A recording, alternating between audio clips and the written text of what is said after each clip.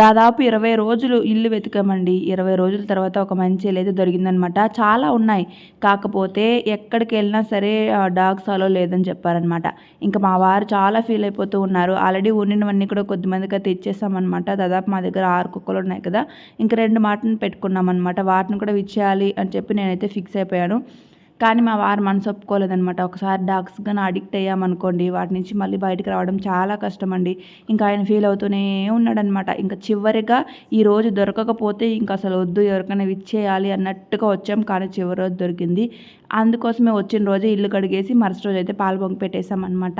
ఇంకా టెర్రస్ పైనండి single bedroom attached bathroom అలా ఉంటుందన్నమాట. ఇంకా పాలైతే పొంగిచ్చి అందులో చక్కెర వేసి ముగ్గురం కూడా తాగేసాం. పైన అయితే పెట్టుకోండి పర్లేదు ఒక డాగ్ని అని చెప్పారనమాట. ఇంకా కింద పప్పి ఉంటుంది, పైన రాము ఉంటుందన్నమాట. ఇంకా నిజంగా అండి కుక్కలకు ఒకసారి అడిక్ట్ అయితే మన సొంత ఇల్లు ఉన్నప్పుడు మాత్రం ఇలాంటివి చేయాలి. ఇలా రెంటింట్లో తిరుగుతూ ఉన్నప్పుడైతే అస్సలు పెట్టుకోకూడదనమాట. ఇంకా బయటైతే ఎంత ప్లేస్ ఉంది కదా, ఇక్కడ కట్టేసుకొని పెట్టుకోమన్నారు. ఇంకైతే ఏ ప్రాబ్లం ఉండదనమాట. నాన్న స్కూల్ దగ్గర వచ్చేసింది కాబట్టి వెంటనే పాలు పొంగిచ్చిన రోజే సామాన్లన్నీ కూడా షిఫ్ట్ చేసాం. ఆ తర్వాత వెళ్ళి నాన్నకి యూనిఫామ్స్, బుక్స్, ఇంకా కావాల్సిన బ్యాగ్స్, షూస్ ఇలాంటివన్నీ కూడా కొనుక్కోవడానికి వెళ్ళామన్నమాట.